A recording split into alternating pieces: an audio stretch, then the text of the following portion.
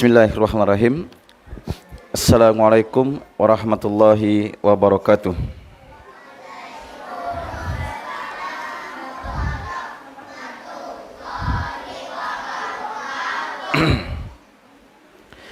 Innal hamdalillah nahmaduhu wa nasta'inuhu wa nastaghfiruh wa na'udzu billahi min shururi anfusina wa min sayyiati a'malina.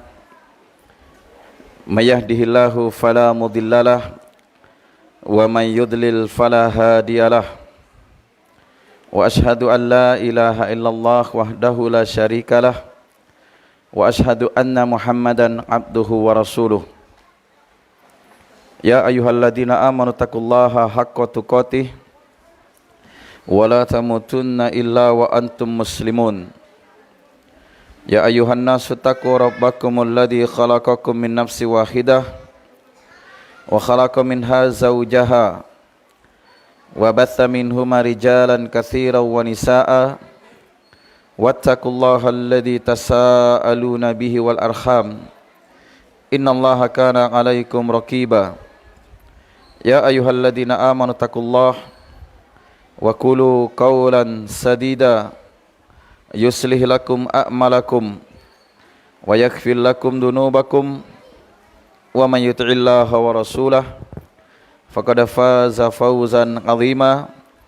Amma ba'd, fa inna asdaqal hadisi kitabullah wa khairal hadi hadi Muhammadin sallallahu alaihi wa ala alihi wasallam wa syarrul umuri muhdatsatuha fa inna kulla muhdatsatin bid'ah wa kulla bid'atin dhalalah wa kulla dhalalatin finnar.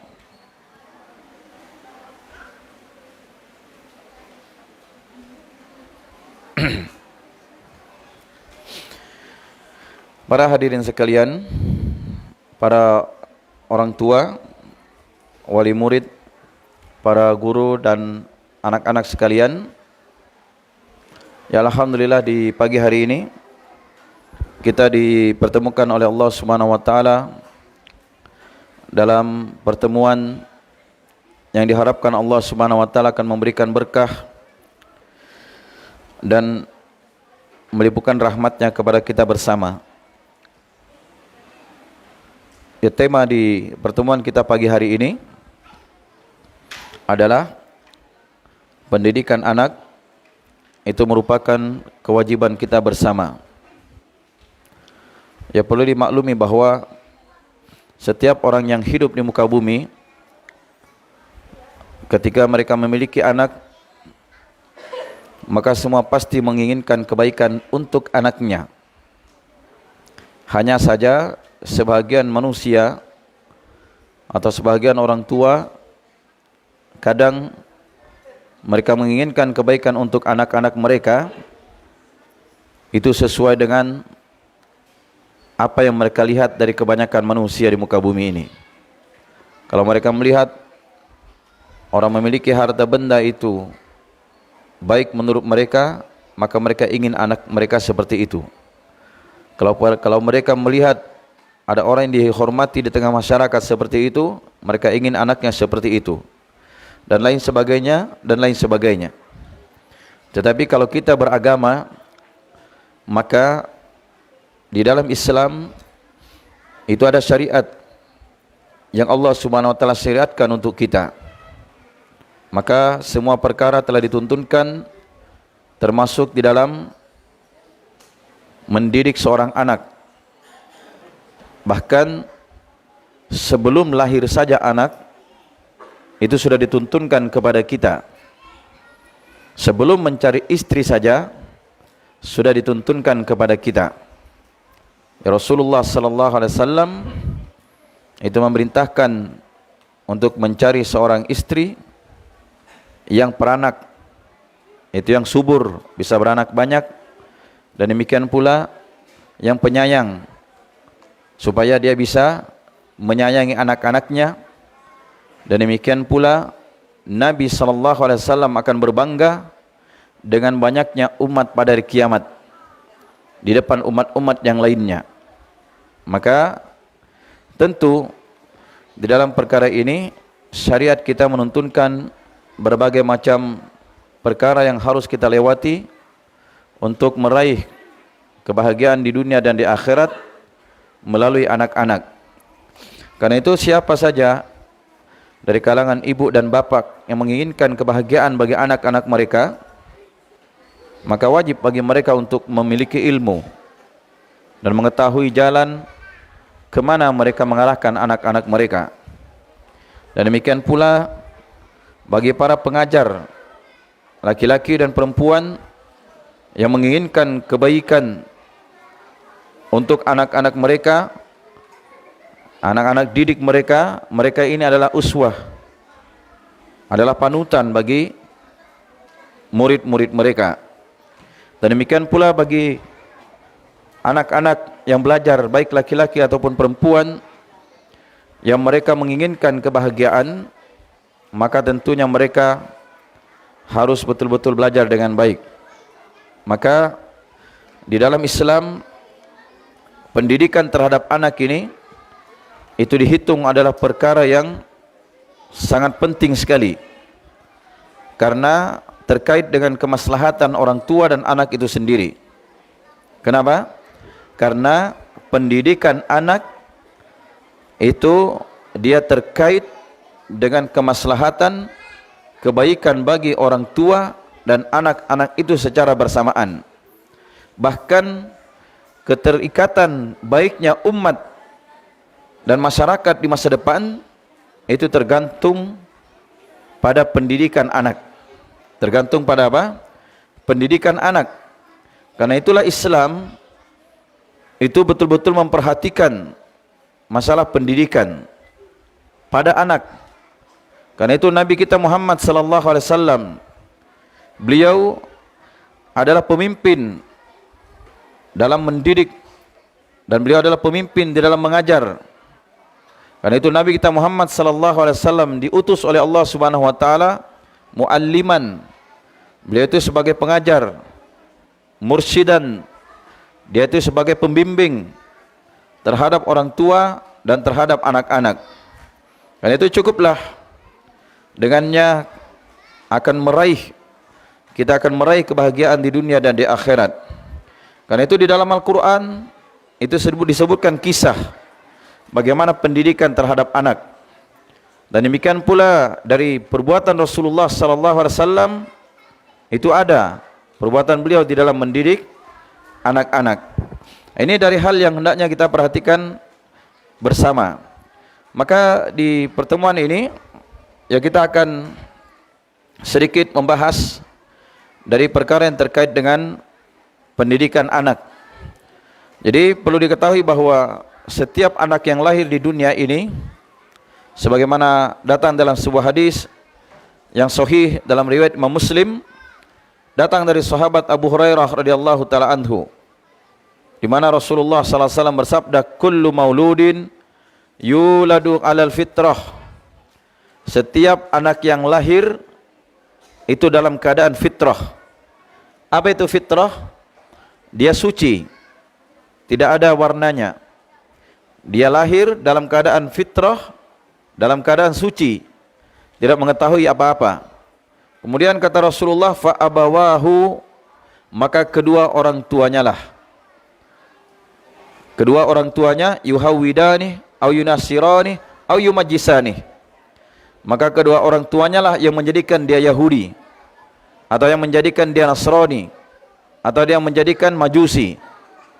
Apakah menjadikan dia Nasrani, Yahudi dan Majusi ini secara langsung mereka beragama dengannya, atau mereka berperilaku sebagaimana perilaku Yahudi atau Nasrani atau Majusi. Ini tergantung pada orang tua. Dan orang tua itu masuk padanya orang tua yang melahirkan dia, atau dimasuk juga orang tua pengasuh, para guru, dan termasuk padanya orang tua lingkungan. Di mana dia berada di lingkungan itu, lingkungan ini akan mendidik dia. Dan di zaman kita sekarang ini, hal-hal yang mendidik anak-anak kalau tidak diarahkan Itu sangat banyak sekali. Sangat banyak sekali. Di antara pendidikan yang membahayakan bagi anak itu ketika mereka sudah mengenal yang namanya internet. Ketika anak-anak ini sudah dikenalkan dengan internet, apalagi sudah dibekali dengan HP sendiri milik pribadi, dia pegang terus-menerus, lengkap kuotanya, lengkap juga wifi-nya dan lain sebagainya. Inna lillahi wa inna ilaihi raji'un. Ini dari hal yang membahayakan. Dan itu betapa banyak anak-anak itu ketika kita mendidiknya sangat susah, karena pendidikan melalui internet itu lebih cepat merasuk pada jiwa mereka dibandingkan pendidikan yang ada pada orang tua atau pada gurunya. Nah, ini dari hal yang hendaknya diperhatikan. Karena itu asalnya anak itu lahir dalam keadaan fitrah, maka kedua orang tuanya lah yang bertanggung jawab di sini. Kedua orang tuanya yang pertama kali bertanggung jawab terhadap anak.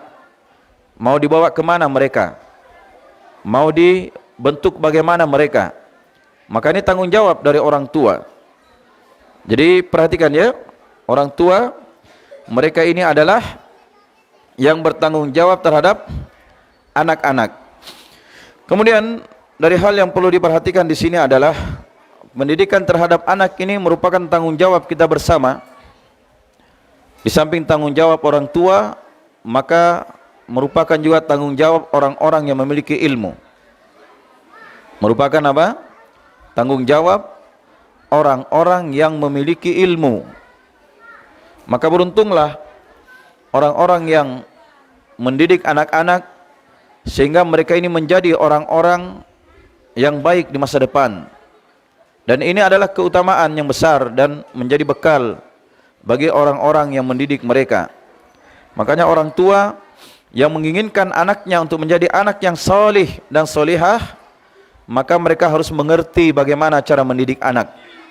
Dan mereka harus mengerti apa yang harus diajarkan kepada anak-anak. Maka dari hal yang perlu diperhatikan bahwa orang tua itu kebahagiaan dia di dunia dan di akhirat itu apabila anaknya menjadi anak yang baik. Makanya Rasulullah sallallahu alaihi wasallam bersabda di dalam hadis yang diriwayatkan oleh Imam Muslim, kata beliau, idza matal insan in qata'a amaluhu illa min thalas, min sadaqatin jariyah au ilmin yuntafa'u bih aw waladin salihin yad'u lah. Jika manusia itu meninggal dunia, maka seluruh amalnya akan terputus kecuali dari 3 perkara.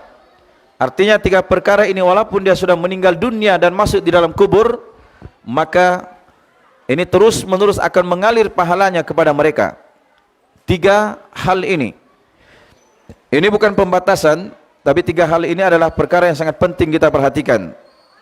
Karena dia akan memberikan manfaat kepada kita setelah meninggal dunia. Yang pertama kata Nabi, illa min sadaqatin jariyah, kecuali dari sedekah jariyah. Apa itu sedekah jariyah? Dia bersedekah yang sedekah ini digunakan dalam kebaikan. Berjalannya kebaikan tersebut karena sedekahnya dia, maka dia terus menerus akan mendapat pahala dari hasil sedekahnya dia. Makanya kalau kita mengetahui betapa besar nilai dari sedekah jariyah, maka tidak ada yang mau lalai dalam bersedekah. Dia bersedekah dalam pendidikan anak, dia bersedekah dalam orang-orang yang menuntut ilmu, dia bersedekah dalam pembangunan masjid, dia bersedekah dalam pembangunan pesantren-pesantren. Ini adalah di antara pahala jariyah, sedekah yang pahalanya itu terus menerus mengalir kepada dia setelah dia meninggal dunia. Maka orang-orang yang mendapatkan kebaikan ini setelah dia meninggal dunia, itu terus menerus bertambah pahalanya sepanjang dari hasil sedekahnya itu terus dimanfaatkan. Kemudian yang kedua kata Nabi, au ilmin yuntafa'u bih, atau ilmu yang bermanfaat. Dia ilmu diajarkan dan ilmu itu memberikan manfaat kepada manusia. Diajarkan oleh dia dan orang yang mendapat ilmu dari dia ini mengamalkan ilmu tersebut. Diajarkan lagi kepada orang lain, diajarkan lagi kepada orang lain. Maka yang pertama mengajarkan ilmu ini, dia akan mendapat pahala dari orang yang mengajarkan dan orang yang mengamalkan setelahnya. Terus menerus Ini adalah ilmu yang bermanfaat yang digunakan oleh manusia di dalam kebaikan. Makanya kalau dia mengajarkan ilmu yang bermanfaat, dia mendidik di dalam membaca Al-Quran, dia mengajari manusia hanya membaca Iqra saja, sehingga setelah itu bisa mereka membaca Al-Quran, dan dia menghafalkan doa-doa, yang doa itu terus dibaca oleh manusia. Dia mengajarkan Al-Fatihah, yang Al-Fatihah itu terus dibaca oleh mereka ketika sholat. Maka yang mengajarkan ini, ilmu yang diajarkan ini dikatakan ilmu yang bermanfaat. Dia terus menerus memetik pahalanya walaupun dia setelah meninggal dunia. Kemudian yang ketiga, awaladin salihin yad'ulah, atau anak yang salih yang mendoakan dia. Ini kelebihan kalau kita punya anak yang salih, yang anak itu akan senantiasa mendoakan kita. Makanya orang tua harus semangat bagaimana dia mendidik anaknya, menjadikan anak itu adalah anak yang salih. Dikatakan anak itu salih adalah anak yang mengerti bagaimana taat kepada Allah dan Rasulnya. Dia mengerti bagaimana taat kepada orang tua. Dia mengerti beradab kepada Allah, beradab kepada Rasulnya. Dan dia mengerti bagaimana beradab kepada orang tua. Maka ini yang disebut dengan anak yang salih. Mereka berilmu dan beramal dengan jalan yang benar. Maka ini disebut anak yang salih. Ketika mereka mendoakan orang tuanya, maka doa anak yang soleh ini sangat bermanfaat bagi orang tua setelah kematian mereka. Bagi siapa? Bagi orang tua setelah kematiannya. Kalau anak itu kita didik untuk cinta dunia, mengejar dunia dan lain sebagainya, ketika mereka ini menghasilkan dunia yang mewah, mereka mendapat perkara-perkara yang mereka inginkan dari perkara dunia, ketika mereka tidak menjadi anak yang soleh, maka ini kadang hidup saja orang tuanya sudah dia lupakan. Apalagi setelah meninggal orang tuanya lebih dia lupakan lagi. Paling kadang ketika orang tuanya meninggal, di situ baru dia menangis. Setelah dia menangis, besok harinya sudah bergembira lagi, mencari warisan dan lain sebagainya. Ini kadang terjadi seperti itu. Bahkan ketika anak itu sudah terdidik dengan cinta dunia, makanya seperti ini kadang membuat orang tua itu belum mati pun mereka harapkan kalau orang tuanya itu mati. Maka ini dari hal yang hendaknya kita perhatikan bersama, bahwa pendidikan anak itu adalah perkara yang sangat penting untuk diperhatikan oleh kita bersama, terkhusus kedua orang tua. Ketika dia memiliki anak, itu bukan hanya sekedar dia memiliki anak, sekedar diberi makan, diberi tempat tinggal, dibelikan pakaian, dipenuhi semua keinginannya. Bukan seperti itu. Tetapi ketika anak itu lahir, maka di pundak kedua orang tua itu ada tanggung jawab. Di pundak kedua orang tua ada tanggung jawab. Perhatikan, karena itu orang tua ketika dia memiliki anak, maka mereka memiliki tanggung jawab yang besar. Dan semua itu akan dimintai pertanggungjawaban oleh Allah Subhanahu wa ta'ala. Karena itu yang kita pikirkan adalah bagaimana kita mendidik anak kita, mereka menjadi anak yang soleh dan solihah, dengan pendidikan agama yang benar. Dengan pendidikan apa? Agama yang benar. Maka dari hal yang perlu diketahui adalah kita mendidik mereka dengan pendidikan yang menyebabkan mereka itu menjadi anak soleh, maka doa mereka itu yang sangat kita harapkan. Jelas ya? Doa mereka yang sangat kita harapkan. Karena itu di dalam Al-Quran Allah SWT berfirman, disebutkan di dalam hadis atau di dalam ayat surat Al-Qasas ayat ke-77, Allah SWT berfirman, wabtaghi fima atakallahu darul akhirah wa la tansa nasibaka minad dunya. Dan carilah pada apa yang telah Allah anugerahkan kepadamu untuk kebahagiaan negeri akhirat. Ini asalnya. Jadi carilah untuk kebahagiaan negeri akhirat dengan apa yang Allah karuniakan kepadamu dari perkara dunia ini. Kemudian Allah sebut lanjutan ayatnya, wala tansa nasibaka minad dunya, dan janganlah engkau lupa bagianmu di dunia. Jelas ya? Janganlah engkau lupa apa? Bagianmu di dunia. Jadi perkara dunia itu hanya sekedar jangan lupa. Tapi yang pertama kita fikirkan adalah semua yang Allah berikan kepada kita itu kita jadikan untuk mengejar negeri akhirat. Dipahami? Untuk mengejar negeri akhirat. Karena itu dari perkara yang terbalik ketika seorang itu mengatakan, wahai anakku, belajar kamu dalam perkara dunia, kejar cita-citamu, silahkan kamu sekolah setinggi-tingginya, nanti orang tua yang akan biayai kamu. Kamu mau belikan komputer, kami belikan. Kamu mau kuliah di mana, kami biayai. Kamu mau kursus apa, kami biayai. Kami usahakan. Biar kami banting tulang siang dan malam, tidak apa-apa.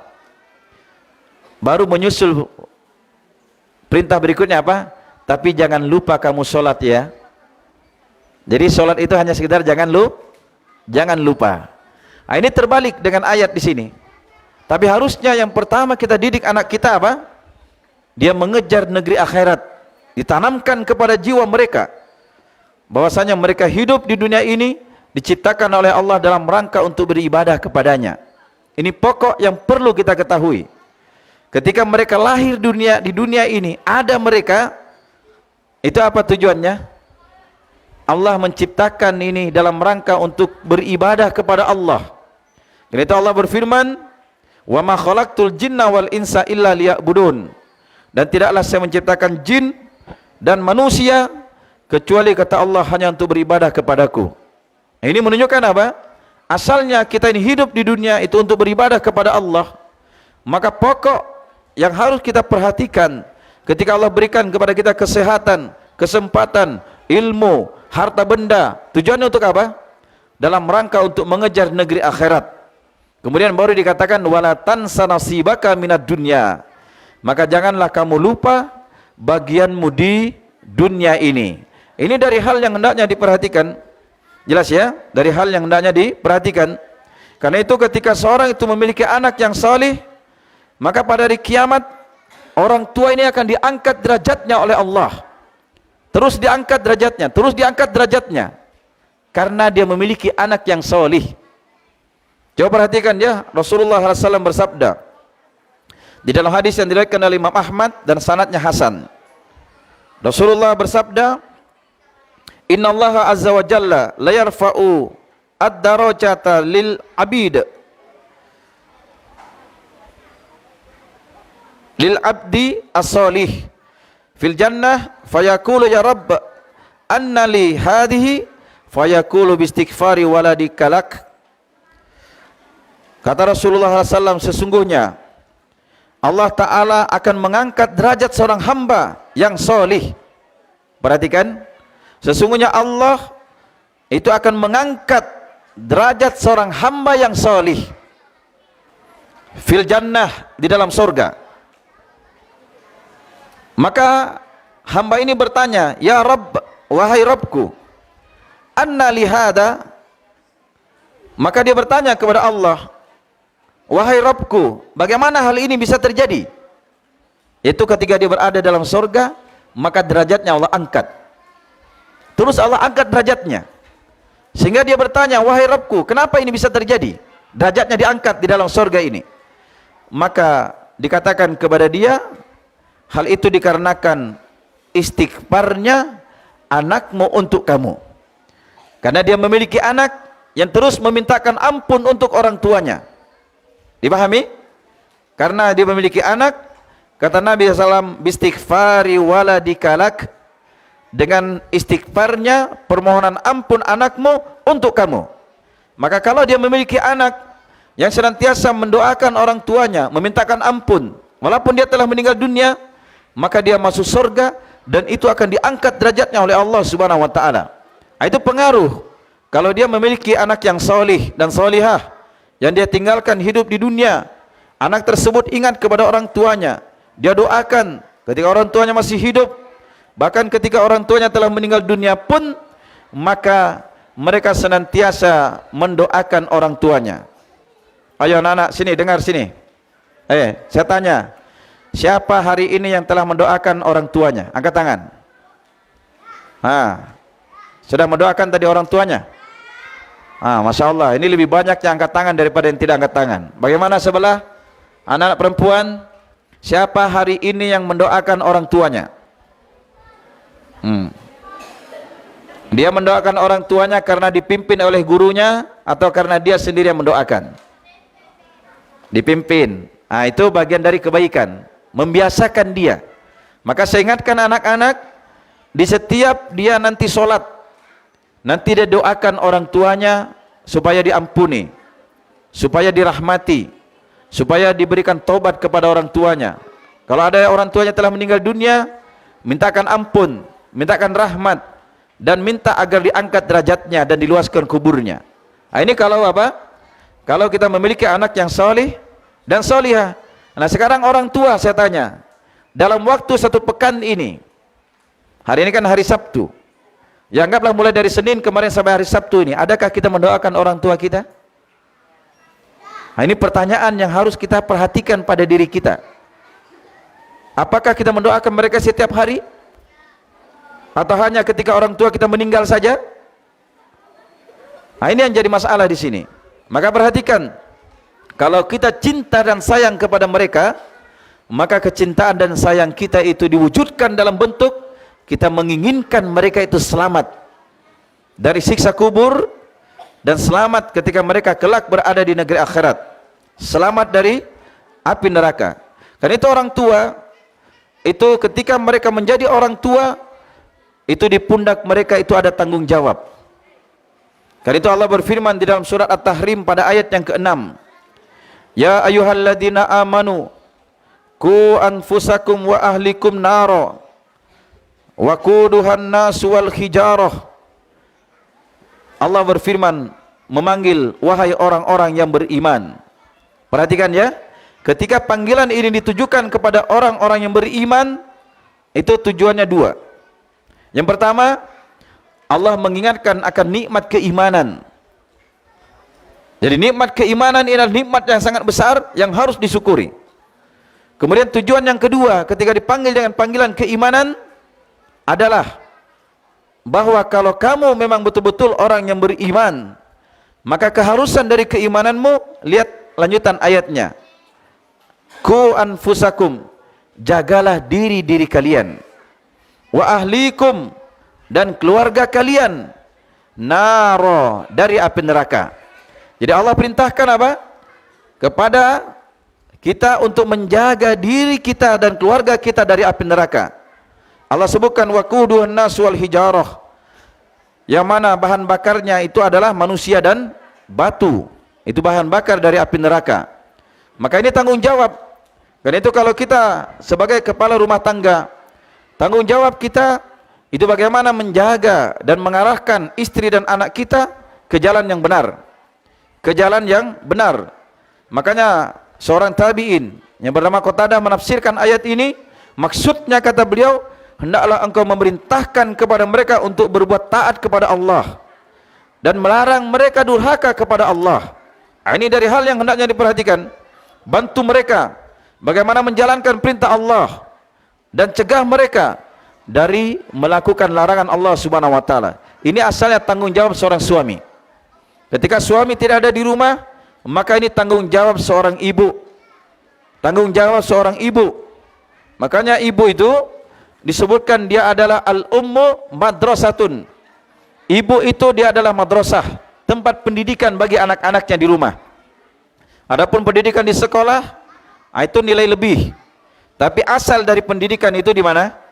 Dari seorang ibu. Itu tempat yang paling nyaman bagi anak-anak dididik. Mulai dia bisa bicara, diajari bicara yang baik. Mulai dia bisa bergerak, duduk, berdiri dan berjalan, diajari dia cara yang baik. Dia makan, diajari makan yang baik. Dia minum, diajari minum yang baik dengan tangan kanan. Jangan anak baru lahir sudah di video, disebar sana sini, dimasukkan di TikTok, ayo joget anakku, ayo joget anakku. Alamat anaknya itu akan menjadi anak yang tolih namanya, lawan dari solih. Ini dari hal yang hendaknya diperhatikan bagi orang tua. Sebab ketika disebutkan tadi, ketika seorang hamba meninggal dunia, terputus semua amalnya kecuali berapa? 3. Yang pertama sedekah jariyah, yang kedua ilmu yang bermanfaat, yang ketiga anak yang solih yang mendoakan dia. Hadis ini masuk juga padanya ada namanya dosa jariyah. Perhatikan, ada namanya dosa jariyah. Ketika kita bersedekah di tempat kejahatan, tumbuh itu kejahatan karena sedekah kita, dia terus mendapat apa? Dia terus mendapat apa? Mendapat dosanya walaupun dia telah meninggal dunia. Ini ya, hati-hati dalam mengeluarkan hartanya itu kemana. Akan dimintai pertanggungjawaban oleh Allah Subhanahu wa taala. Demikian pula ilmu yang dia ajarkan. Kalau dia mengajarkan ilmu yang salah, maka ilmu itu diamalkan oleh manusia, ditiru oleh manusia, maka dia akan terus menerima dosa dari hasil perbuatan dia. Nabi sebutkan di dalam hadis beliau, di dalam hadis yang sahih, bahwasanya kata beliau, tidaklah terjadi pembunuhan di muka bumi karena kedoliman, maka pasti anak Adam yang pertama kali membunuh itu juga mendapat dosanya. Tahu kisahnya? Anak Adam yang pertama kali membunuh, Habil dan Qabil kan? Siapa yang dibunuh? Habil. Siapa membunuh? Qabil. Dia bunuh saudaranya ini. Ini yang pertama, kejahatan pembunuhan. Makanya setelah dia membunuh saudaranya, dia bingung mau diapakan ini saudaranya. Sehingga dia melihatlah burung berkelahi kemudian mati, maka dia garuk-garuklah tanah dengan paruhnya dan dia kuburkanlah. Itu awal manusia yang meninggal itu dikubur. Maka kata Nabi, lihat anak Adam yang pertama kali ini mencontohkan apa? Membunuh. Maka tidaklah terjadi pembunuhan di muka bumi, kata Nabi, karena kedoliman. Maka anak Adam yang pertama kali mencontohkan membunuh, itu dapat juga dosanya. Dapat juga apa? Bagian dari dosanya. Ini perhatikan ini. Jangan sampai kita mengajarkan kepada manusia kejelekan, maka kita akan juga mendapat kejelekan. Dan yang ketiga, itu apa? Anak yang soleh yang mendoakan dia. Kalau dia didik anaknya menjadi anak yang buruk, ini sebagian manusia ada seperti itu. Dia tidak sadar bahwa dia ini mengajari anaknya berbuat buruk. Zaman sekarang ini mudah sekali mengajarkan seperti itu. Melalui HP biasanya, sudah mamanya habis mandi cepret mukanya, anaknya cepret juga. Ayo nak, julukkan lidahmu, cepret, kirim. Akhirnya anaknya ketularan juga. Akhirnya besar-besar sedikit anaknya minta belikan HP. Daripada mengganggu HP mamanya, mamanya sudah mau chatting, mau apa ini diganggu sama anaknya. Belikan saja yang baru. Sudah main sendiri di kamar. Sudah macam-macam dikerja anaknya. Ini hati-hati ini, hati-hati. Kita akan menanggung dosa jariyah. Ini terutama siapa di rumah ini? Ibu, seorang mama, seorang ummi, seorang bunda. Karena dia menjadi contoh bagi siapa? Bagi anaknya. Karena dia contohkan juga cara bicara yang jelek, dia akan menanggung dosanya. Dia contohkan cara bergaya yang jelek, itu sebagian manusia, innalillahi wa inna ilaihi rajiun, dia kalau melihat anaknya itu berpenampilan yang jelek, suka dia. Muka aurat, oh senang dia. Makanya belikan rok yang pendek, kemudian dihias, anaknya masih kecil, disuruh joget. Kalau dia lihat anaknya pintar joget, oh gembiranya itu. Kayak sampai ke langit itu rasanya melayang dia, saking gembiranya. Ini kesalahan. Kenapa? Karena dia tidak paham. Jelas ya? Disinilah pentingnya dalam pendidikan anak ini harus mengarah kemana? Mengikuti tuntunan syariat.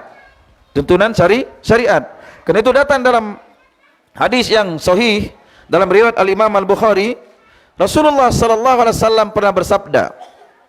Kata beliau, kullukum ra'in wa kullukum mas'ulun an ra'iyatih. Kata beliau, setiap kalian itu adalah pemimpin dan setiap kalian akan dimintai pertanggungjawaban atas kepemimpinannya. Jadi setiap kita ini pasti menanggung beban sebagai seorang pemimpin.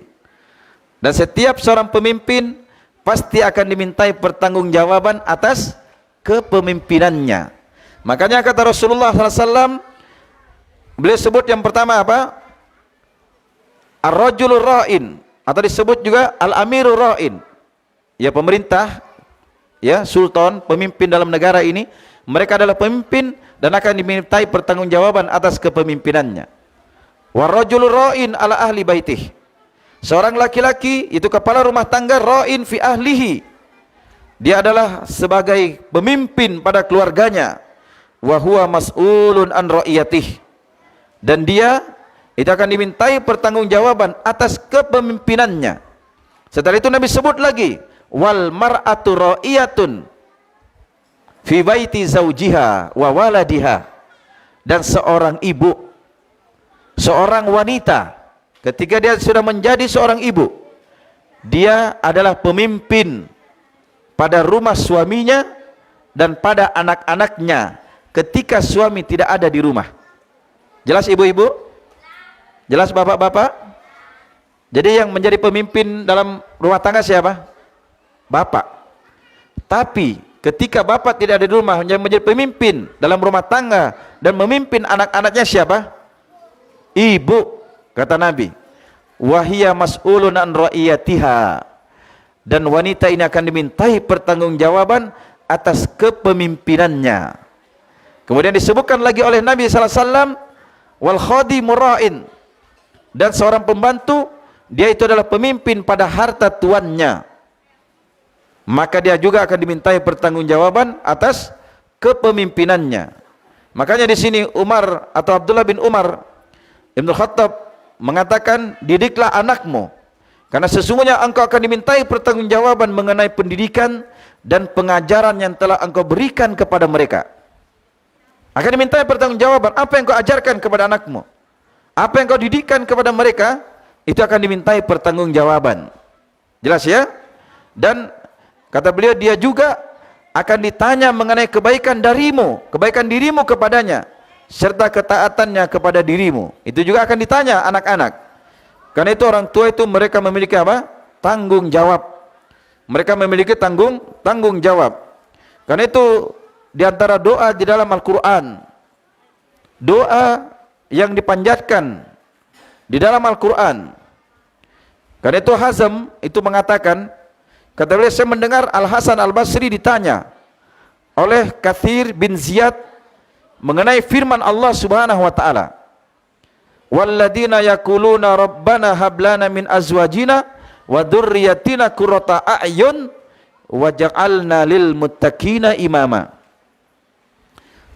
Jadi Allah sebutkan sini walladzina yaqulun, dan orang-orang yang berkata. Artinya ini orang-orang terdahulu yang mereka ini berdoa kepada Allah. Apa doanya mereka? Rabbana hab lana min azwajina wa dzurriyyatina.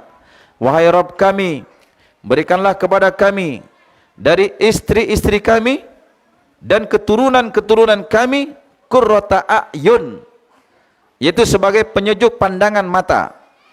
Jadi kalau kita memandang itu senang dan sejuk hati kita. Waja'alna lil muttaqina imama, dan jadikanlah kami itu sebagai imam bagi orang-orang yang bertakwa. Maka Kathir bin Ziyad bertanya kepada Al-Hasan, wahai Abu Sa'id, Abu Sa'id ini kunyah dari Hasan Al-Basri, apakah yang dimaksud dengan qurrata a'yun, itu penyenang hati, itu penyenang pandangan ini? Maka kata Hasan Al-Basri, dalam ayat ini, kata beliau tadi bertanya apakah ini terjadi di dunia atau di akhirat, maka Al-Hasan pun menjawab tidak, bahkan hal tersebut terjadi di dunia. Terjadi di dunia. Maka Katsir pun bertanya kembali, bagaimana bisa? Maka Al-Hasan menjawab, demi Allah, Allah akan memperlihatkan kepada seorang hamba, istri, saudara, dan teman dekatnya yang taat kepada Allah. Dan demi Allah, kata beliau, tidak ada yang menyenangkan hati seorang muslim selain dirinya melihat anak dia, melihat orang tua dia, melihat teman dekatnya, dan melihat saudaranya yang tumbuh dalam ketaatan kepada Allah. Senang kita melihatnya. Nah, itu yang dimaksud qurrata a'yun. Ketika kita melihat anak kita ini subuh sudah bangun dia, sholat subuh, Masya Allah, pintar dia baca Al-Quran, pandai dia berdoa. Saya tanya, ada yang tidak senang melihat anaknya seperti itu? Kalau ada yang tidak senang melihat anaknya seperti itu, berarti dia sudah begini nih. Iya, yakin kita. Artinya dia pikirannya apa? Terpalingkan dari kebaikan. Kalau orang yang cinta pada kebaikan pasti dia senang ketika melihat anaknya hafal Al-Quran, pandai berdoa, menjaga sholatnya. Senang kita. Makanya ketika seorang hamba itu memahami perkara ini, maka dia mendidik anaknya walaupun tidak menjadi orang kaya, walaupun tidak menjadi orang terkenal di dunia, tetapi dia menjadi orang yang taat kepada Allah dan Rasulnya. Juga mereka ini menjadi orang yang taat kepada orang tuanya, maka ini adalah kebaikan yang tidak bisa diukur dengan kebaikan dunia. Dipahami? Ini sesuatu yang sangat besar nilai kebaikannya. Sebagian manusia, kalau anaknya terlambat sekolah di sekolah umum, itu dia bangunkan subuh, walaupun hujan, tetap disuruh mandi, tetap disuruh pergi sekolah. Iya. Tapi kalau anaknya tidak bangun salat subuh, dia bilang jangan, kasihan dia, lagi capek dia, ngantuk sekali dia, nggak usah dibangunkan. Karena itu pernah ada orang bertanya kepada seorang syekh, ketika hal ini terjadi, maka saya bertanya, bagaimana kalau rumah kamu kebakaran? Kalau rumah kamu kebakaran, kira-kira kalau anak kamu tidur ini tidak bangun dia, kamu seret dia keluar supaya tidak terbakar? Katanya iya. Nah sekarang pertanyaan kedua, kalau anakmu tidak bangun sholat subuh, apakah kamu juga seret dia, bangunkan dia supaya dia tidak terkena api neraka? Di sini yang terbalik. Paham ya? Ketika dia melihat anaknya ini mau celaka di dunia, dia berusaha keras untuk menyelamatkannya. Tetapi ketika anaknya ini meninggalkan perintah Allah, yang dikhawatirkan dia akan masuk neraka, sebagian manusia santai-santai saja. Dipahami? Santai-santai saja. Ini dari pokok yang perlu kita perhatikan. Baik, sedikit lagi kita tambahkan. Kemudian di antara perkara yang perlu diperhatikan adalah Allah Subhanahu wa taala akan menjadikan anak itu anak yang salih. Itu adalah pengaruh dari orang tua yang salih. Paham? Makanya kalau kita ingin anak kita ini menjadi anak yang salih, maka orang tua itu harus berusaha dulu untuk menjadi orang yang salih dan salihah. Mereka menjaga dirinya dari harta yang haram, dan mereka menjaga juga dari memberikan makanan yang haram kepada anak-anak mereka. Mereka mendoakan anaknya. Mereka mendidik anaknya dengan kebaikan. Karena orang tua yang salih dan salihah itu akan berpengaruh. Allah akan jaga hartanya dia, Allah akan jaga anaknya walaupun dia telah tiada di dunia ini. Coba kita lihat ya kisah di dalam Al-Quran. Ketika kisah pertemuan antara siapa? Nabi Musa dan Nabi Khidir. Ketika Nabi Musa alaihissalam mengambil ilmu kepada Nabi Khidir, akhirnya berlalulah waktu. Maka ketika Nabi Khidir berkata kepada Nabi Musa, engkau tidak akan bisa belajar sama saya kecuali kamu bersabar.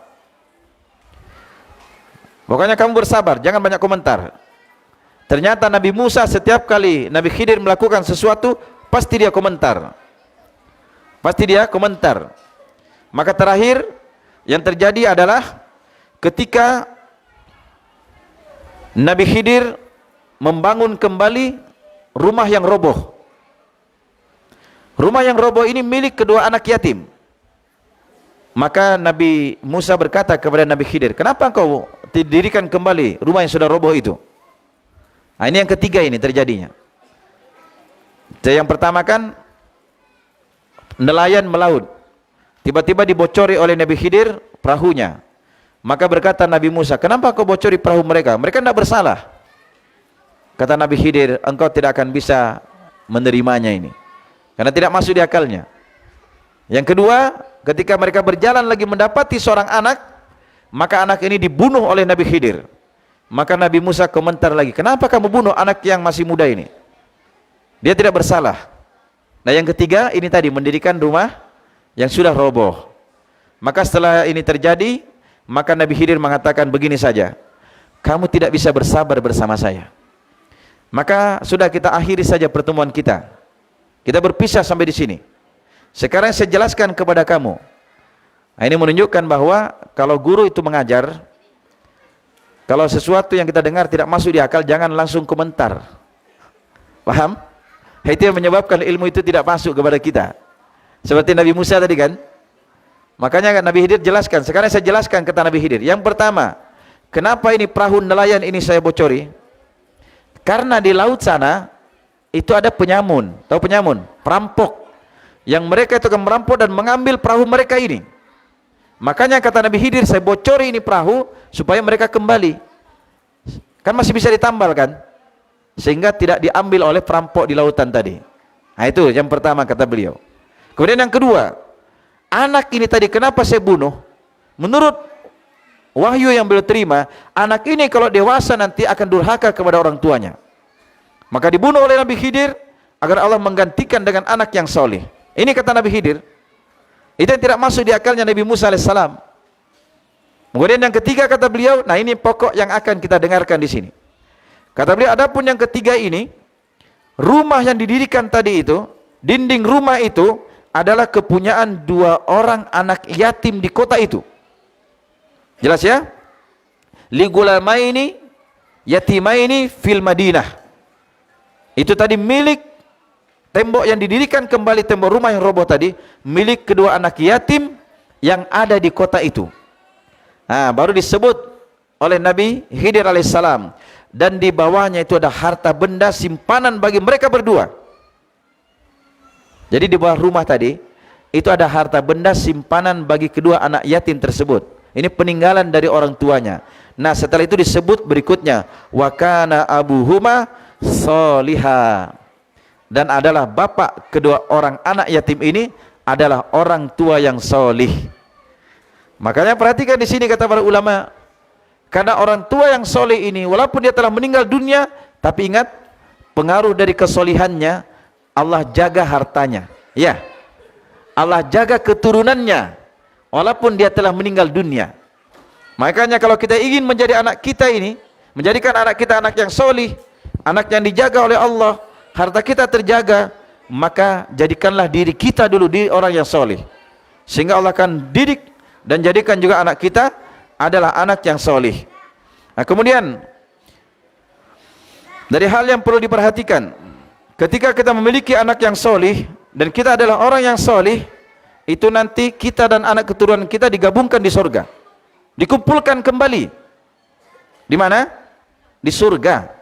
Sebagaimana dalam surah At-Tur ayat ke-21, Allah SWT berfirman, walladzina amanu wattaba'athum dzurriyyatuhum biimanin alhaqana bihim dzurriyyatahum, dan orang-orang yang beriman kata Allah dan anak cucu mereka yang mengikuti mereka dalam keimanan, kami hubungkan anak cucu mereka dengan mereka, dan kami tidak mengurangi sedikit pun dari pahala amal mereka. Tiap-tiap manusia terikat dengan apa yang dikerjakannya. Begitu nantinya. Maka di sini disebutkan ketika mereka berada di surga karena syaratnya keimanan, maka mereka nanti akan dikumpulkan bersama anak keturunan mereka. Jelas ya? Anak keturunan mereka. Karena itu ada seorang soleh yang pernah berkata, dia berkata kepada anaknya, dia mengatakan, ya bunai, ini lastakthara minas sholati li ajlik.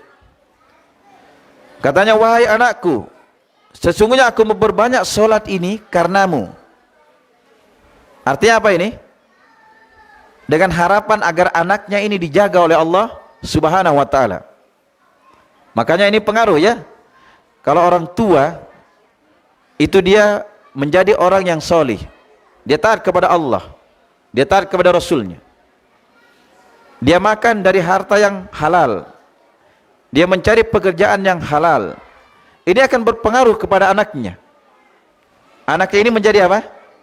Akan dijaga oleh Allah Subhanahu wa ta'ala. Karena itu sebagian ulama salaf mengatakan, ma'adnabtu dhanban, tidaklah saya melakukan satu dosa, tidaklah saya melakukan satu dosa kecuali saya dapati pengaruh dosa tersebut fi ahli, pada keluargaku, atau pada kendaraanku, atau pada hartaku. Nah, ini perhatikan ya. Kalau orang tua ini makan dari harta yang haram, atau dia melakukan perbuatan dosa, maka pengaruh dari dosa ini dia dapati pengaruhnya pada keluarganya, atau pada hartanya, atau pada kendaraannya. Nah, ini bahaya. Karena itulah Imam Sa'id bin Musayyab, seorang tabi'in ini juga pernah berkata, ada kalanya ketika aku sholat, aku teringat dengan anakku, kata beliau. Aku teringat dengan anakku, maka aku pun menambah sholatku. Maksudnya menambah sholat apa? Dengan kesolehan orang tua ini menyebabkan anak menjadi solih juga. Begitu ya. Baik, ini diantara hal-hal yang dapat kita sampaikan di sini. Karena itu dari pokok yang pertama harus kita perhatikan, anak kita itu adalah kita didik dengan pendidikan tauhid. Karena itu di dalam Al-Quran Allah sebutkan kisah Luqman Al-Hakim ketika mendidik anaknya. Disebutkan dalam surat Luqman ya, pada ayat ke-13 dan sampai ayat 19. Yang pertama, Luqman perintahkan kepada anaknya itu tidak boleh mempersekutukan Allah. Karena perbuatan mempersekutukan Allah itu adalah kedoliman yang terbesar. Ini pendidikan yang pertama yang Allah abadikan di dalam Al-Quran. Kemudian pendidikan yang kedua, agar anak ini berbakti kepada kedua orang tuanya. Karena orang tua itu yang menyebabkan dia ada di muka bumi, dan yang menjadikan dia itu bisa hidup dengan baik karena usaha dari orang tuanya. Jelas ya? Dan demikian pula Rasulullah SAW ketika mendidik Abdullah bin Abbas waktu dia masih kecil, Nabi didik dengan pendidikan tauhid. Itu yang pertama. Sebagaimana Rasulullah bersabda kepada beliau, dikatakan kepada Abdullah bin Abbas, ihfadillah yahfadka, jagalah Allah, maka Allah akan menjaga engkau. Artinya apa ini? Jaga Allah, artinya jaga perintah-perintah Allah, jaga larangan-larangannya. Jaga perintah Allah, laksanakan perintah tersebut. Jaga larangan Allah, tinggalkan larangan tersebut. Apa balasannya? Maka Allah akan menjaga kamu. Itu pendidikan Nabi kepada Abdullah bin Abbas radhiyallahu ta'ala anhuma. Bahkan Nabi didik beliau, jika kamu minta, minta kepada Allah. Jika kamu minta pertolongan, minta pula kepada Allah subhanahu wa ta'ala. Ini diantara pendidikan Nabi kepada Abdullah bin Abbas. Sejak kecil Nabi tanamkan kepada anak-anak untuk mereka mengenal Allah, dan mereka berharap hanya kepada Allah, dan mereka taat kepada Allah, menjaga perintahnya dan menjaga larangannya. Nah, itu pendidikan yang paling pokok. Karena itu kalau kita mengajak anak kita sekolah di tempat pendidikan yang mengajarkan tidak boleh berdoa kepada selain Allah, tidak boleh meminta kepada selain Allah, ya, tidak boleh melakukan apa yang Nabi tidak pernah contohkan, berarti kita telah memasukkan anak kita di tempat yang akan menjadi selamat insyaallah taala. Paham? Tapi kalau kita masukkan anak kita walaupun bernama pesantren, tulisannya apa? Pesantren. Orang tahu kalau pesantren itu pasti belajar apa? Belajar agama. Tapi ternyata pesantren itu mengajarkan apa? Tidak ada pelajaran tauhid di situ. Mengajarkan anaknya menyembah kubur, mengajarkan anaknya berdoa kepada pepohonan, mengajarkan anaknya pakai jimat, mengajarkan anak-anak ilmu kebal, ilmu tahan banting, ilmu tahan pukul batu, dan lain sebagainya. Kasih keluar saja anak kita. Kenapa? Karena itu tidak ada di zaman Nabi sallallahu alaihi wasallam. Jelas ya? Barangkali ini yang dapat saya sampaikan, karena waktu juga sudah berlalu. Dan kalau ada pertanyaan, ya dipersilahkan kepada bapak-bapak dan ibu-ibu. Kalau kita mampu kita jawab, kalau tidak mampu maka kita tunda. Allahu taala a'lam. Semoga pertemuan kita yang singkat ini memberikan manfaat kepada kita bersama. Semoga Allah memberkahi kita. Semoga Allah mengampuni kita dan kedua orang tua kita, dan memberikan rahmat kepada kita bersama. Dan semoga Allah SWT menjadikan kita memiliki keturunan yang soleh dan solihah. Allahu ta'ala a'lam. Subhanakallahumma wa bihamdik, asyhadu an la ilaha illa ant, astaghfiruka wa atubu ilaik. Walhamdulillahi rabbil alamin. Ya, kalau ada pertanyaan ditulis ya. Masih ada waktu sedikit.